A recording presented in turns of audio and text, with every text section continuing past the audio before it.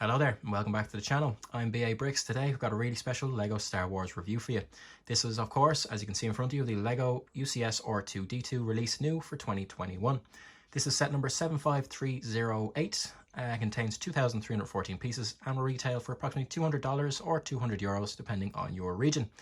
This set again is intended for adults to 18 plus, as you can see by the box art. That's the audience LEGO is going for, or basically any LEGO Star Wars fan is going to buy this anyway, regardless of what the box art looks like. But it's quite nice box art.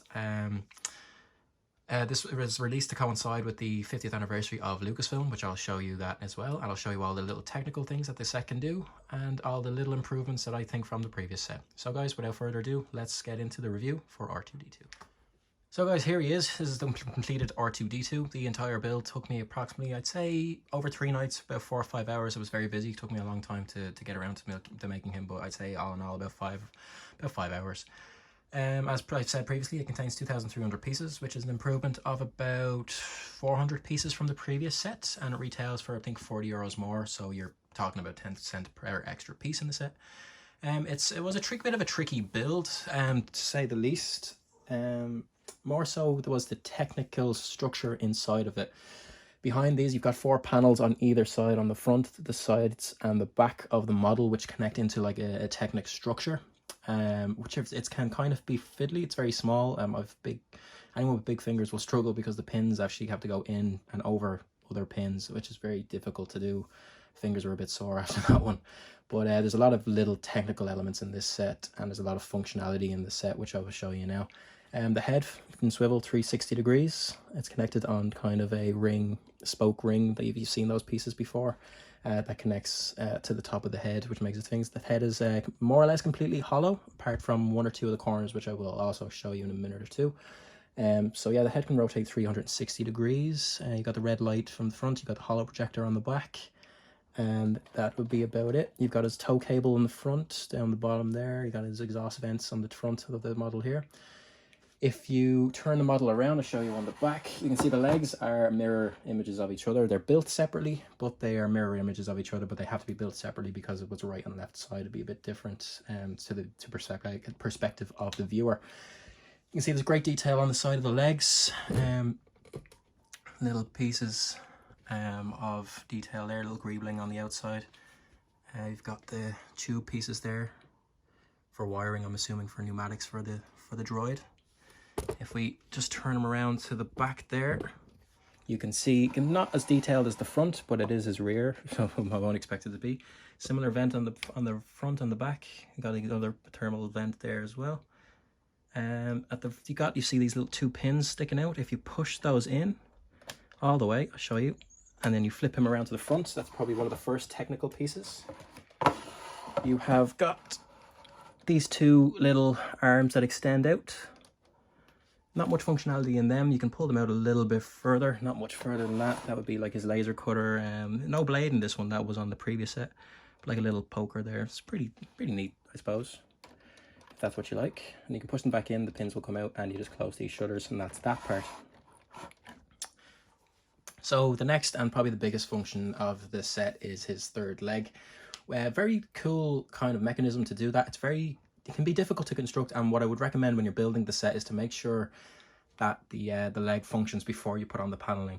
Otherwise, you're gonna run into issues having to disassemble the set to fix that issue. When you first build the leg, don't worry if it doesn't lock in position. It won't lock into position until you get the other panels in, and then you will know whether you've assembled it properly or not. So don't worry if it doesn't lock when you do the main part of the leg. That's the first part you built of the leg as far as I know, so don't worry if it doesn't lock. As I said, it will lock once you get the other Technic pins and plates beside it. Then check and see if it works. If it doesn't, disassemble, go through your instructions and check again. Anyway, so it's a very easy thing to do. All you have to do is you lift him up and just push him forward, and then the leg will extend, and then you can pose him whatever way you like. He's very sturdy. You wouldn't think it, but he is very sturdy. You can rock him around a lot and he will find his balance. There's technical structure inside, makes him very agile, would be an easy thing, or very well balanced. He has a great center of gravity, even with the leg. To put the leg back up, all you have to do is make sure he is straight down, that the legs are straight, and just click it back into position. And when you hear that satisfying click, you know that the leg is locked back into position. So guys, there's another few little technical or play features, if you will, or functions. If you look on the head, You can spin it around, it doesn't look too out of place, but then if you look here, there's a little lip. If you pull that up, you get what I would call his peripheral eye, which you can see that's prevalent on the scene on Dagobah when he falls into the swamp and needs that to see. You can see it poking up through the water. Very prevalent scene. It easily spins around 360. There's a little Technic pin in there that stops it from coming out any further, and it's on a little black Technic axle, as you can see there. Very nice, fits nice and flush into the set. Wouldn't notice it if you didn't know it was there. Then if you spin it around to the opposite side on its mirror image, you can see this little piece here. If you pull that up, there's a little bit of give, there you go, and it comes out as Luke's lightsaber. And there it is there.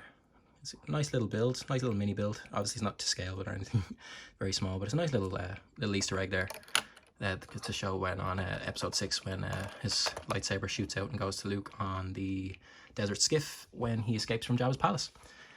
Finally on this set, guys, would be the display stand. There's nothing really special about it, apart from this brick here that signifies it celebrates the 50th year of Lucasfilm. The brick will be quite expensive in years to come unless it appears in a few more sets, which there's no reason it won't. It's a typical display stand. It's one of the smaller ones. It's not as big as the UCS Falcon's display plaque. But it's decent. It fits nicely. You've got a little R2-D2. Nothing different with that. There's no difference between that R2-D2 and the one we got an Anakin Starfighter just gone, which is soon about to retire as far as I believe. But yeah, that is the display stand, and that is the set reviewed, guys. All in all, I thought it was a very, very nice build. I enjoyed it a lot. As I said, what got a bit tricky when you're building the technical frame and to get the mechanics of the third leg working. That can be a bit of a pain. I've heard a lot of people complaining about, you know, they've built the set and then the leg function won't work. It kind of, without taking the set apart, it's hard to explain how it works. But my only advice to that would be, to remedy that, would be to make sure when you assemble the first portion of the leg, not to worry if it doesn't lock, because it won't lock. There needs another 2 panels, when the 2 panels on the side go in with the technical frame, that's when it will lock. And if it doesn't lock, then you know you've made a mistake, so stop building, go back over your instructions, and just to make double sure. I really enjoy the set. It's a really nice display piece. It's beautiful. You can pop out that third leg and display them in any way you like. I don't know, if you want to build a giant mock and put him into a display, that's up to you. But he's a great centerpiece of a collection. If you have the previous one, maybe skip this one if you have the previous one. There's not many differences. The head is a bit more shapely, a little less blocky than the previous one. More snot techniques and a little less studs on the top. That's about the only difference I've noticed. The build is very similar to the older one. The leg mechanism's a bit different, and there's, as I said, there's a lot more smoothed, rounded edges to the older one. If you don't have the older one, pick this one up. It's a must-have, because you must get this one. I doubt there's going to be another one coming out within the next 10 years anyway. I think this will be it now for a while. They've done 2 of them now. That might just be it for another decade or so. So get this one now if you don't already have it. Again, if you have the previous one, maybe skip this one. Unless you have you've got $200 burning a hole in your pocket, then go out and get it now. That's up to you. It's all personal preference as it is.